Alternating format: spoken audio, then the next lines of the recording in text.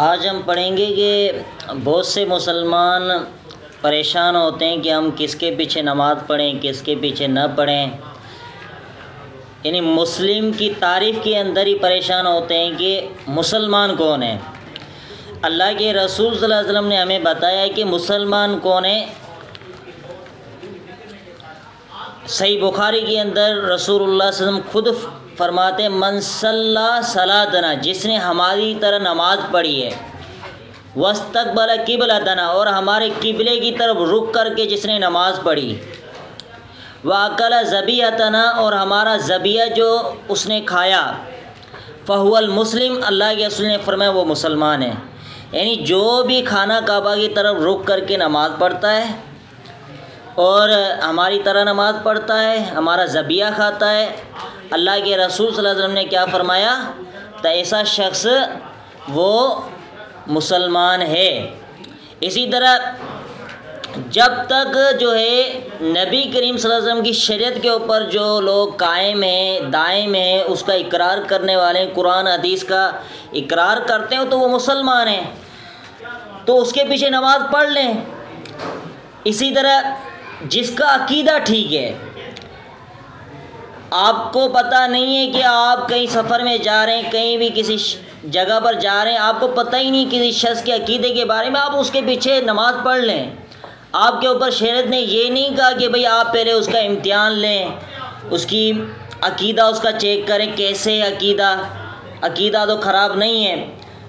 دین اسلام نے ہمیں جو رہنمائی کی ہے کہ بھئی آپ جہاں جا رہے ہیں، اگر آپ کو مسجد مل جاتی ہے تو اس کے پیچھے نماز پڑھ لیں۔ یہ نہیں کہ پہلے اس کا امتحان لیں، اس کی آزمائش لیں، بھائی اس کا عقیدہ ٹھیک ہے نہیں ٹھیک، یہ کفر عقائد کا حامل تو نہیں ہے، اس کے پیچھے نماز پڑھیں، بغیر تحقیق کے اس کے پیچھے نماز پڑھ لو جو بھی شخص آپ کو ملتا ہے۔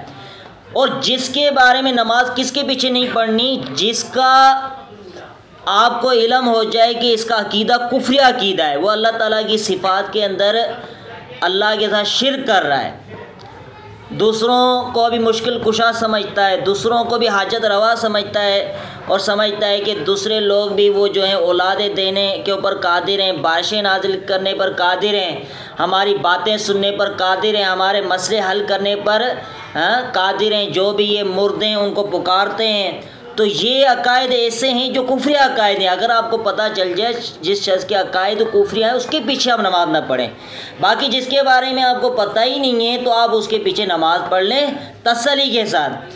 اگر کوئی فاجر امام ہے، اب فاجر امام کے بارے میں امام طحاوی رحمہ اللہ نے فرمایا کہ نر الصلاۃ خلف کل بر، کہ ہم جو ہر نیک شخص کے پیچھے نماز پڑھنے کے قائل ہیں۔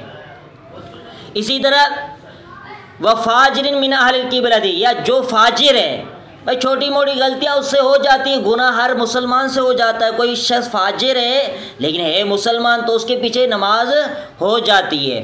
اسی طرح اس کا نماز جنازہ بھی پڑھا جا سکتا ہے۔ ہاں آپ کو واضح طور پہ پتہ چل جائے بھائی یہ صریح شرک کر رہا ہے، واضح شرک کر رہا ہے، آپ کے سمجھانے کے باوجود بھی وہ اپنے شرک سے نہیں پھر رہا، اپنی جو ہے نا شرک پر قائم ہے، اس کے پیچھے آپ نماز نہ پڑھیں۔ اسی طرح جو شخص خودکشی کرتا ہے، خودکشی کرنے والے کے اوپر جنازہ نماز نہیں پڑھنی چاہیے، ٹھیک ہے؟ یا جس کے بارے میں آپ کو پتہ چل جاتا ہے یہ منکرین حدیث ہے، قرآن اور حدیث کا انکار کر رہا ہے، تو اس کے پیچھے آپ نماز نہ پڑھیں۔ جو قرآن اور حدیث کو کلیتاً انکار کر رہا ہے، اگر کوئی تعویل کر رہا ہے کسی حدیث کے اندر تو اس کے اندر گنجائش ہے، لیکن اگر کوئی صریح انکار کر رہا ہے، واضح انکار کر رہا ہے قرآن اور حدیث کا، تو اس کے پیچھے بھی نماز ہم نہ پڑھیں، کیونکہ اس کا عقیدہ بھی ٹھیک نہیں ہے۔ اب حجاج بن یوسف جیسا ظالم شخص، اس کے پیچھے جو ہے انس بن مالک رضی اللہ عنہ جیسا صحابی اور عبداللہ بن عمر رضی اللہ عنہ جیسا صحابی جو ہے وہ کیا حجاج بن یوسف کے پیچھے نماز پڑھا کرتے تھے۔ کتنا بڑا ظالم شخص تھا وہ، جن نے خانہ کعبہ کے اوپر حملہ کیا تھا، عبداللہ بن زبیر رضی اللہ عنہ کو شہید کروایا، بڑے صحابہ کرام کو اس نے شہید کروایا تھا۔ اسی طرح عثمان غنی رضی اللہ عنہ کو جب محصور کر دیا گیا تو اس وقت کچھ لوگ آئے خارجی قسم کے، تو وہ جو ہے صحابہ کرام کو امامت کروا رہے تھے۔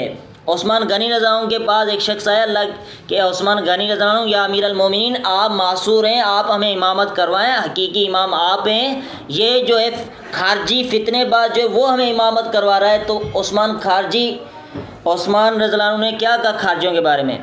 کہا جب تک وہ اچھے عمل کر رہے ہیں تو تم بھی اس کے پیچھے نماز پڑھ لو، جب تک وہ کوئی اچھا عمل کر رہے ہیں، نماز اچھا عمل ہے تو اچھے عمل کے وجہ سے جو ہے آپ نماز پڑھ لیں۔ ہم برے وہ کوئی عمل کرتے ہیں، برائیاں کرتے ہیں تو اس میں ان کا ساتھ نہ دیں، لیکن جو اچھا کام کر رہے ہیں اس میں جو ہے ان کے ساتھ کھڑے ہو، نماز پڑھ سکتے ہیں۔ خارجیوں کے پیچھے عثمان غنی رضی اللہ عنہ کا فتویٰ ہے، خارجیوں کے پیچھے بھی صحابہ کرام نے نمازیں پڑھی ہیں۔ جس وقت محصور کیا گیا تھا عثمان غنی رضی اللہ عنہ کو، جنہوں نے شہید کیا عثمان غنی رضی اللہ عنہ کو، ان کے پیچھے صحابہ کرام نماز پڑھا کرتے تھے۔ حالانکہ اللہ کے رسول نے فرمایا خارجی کون ہیں؟ وہ جہنم کے کتے ہیں۔ اس کے باوجود بھی صحابہ کرام نے ان کے اوپر کفر کے فتوے نہیں لگائے۔ حضرت علی رضی اللہ عنہ نے کیا فرمایا تھا کہ یہ باغی لوگ ہیں، یہ بھائی ہم سے بغاوت کر کے گئے، لیکن حضرت علی رضی اللہ عنہ کو وہ کافر سمجھتے تھے۔ خارجی لوگ حضرت علی کے اوپر کفر کے فتوے لگا دے، لیکن حضرت علی رضی اللہ عنہ خارجیوں کے اوپر کفر کے فتوے اس نے نہیں لگائے۔ تو یہ تھا صحابہ کرام کا منہج ہے۔ تو ہمیں بھی جو ہے اپنے جو ہے منہج کو صحابہ کرام کے منہج پر تولنا چاہیے کہ ہر شخص کو جو ہے نا ہم جو ہے اس کو بدعقیدگی کا شکار کر کے اس کے پیچھے فتویٰ دے دیں، نماز نہیں ہوتی، اس کے پیچھے نماز نہیں ہوتی، اس کے پیچھے بھائی جب تک صریح واضح کفر کا پتہ نہیں چلتا تب تک آپ کسی کے بارے میں فتویٰ نہ لگائیں کہ فلاں شخص کے پیچھے نماز نہیں ہوتی یا اس کا کفر عقیدہ ہے یا شرک کے اندر یہ مبتلا ہے۔ جب تک واضح صریح آپ کو پتہ نہیں چل جاتا تب تک آپ ہر مسلمان کے پیچھے نماز پڑھ سکتے ہیں۔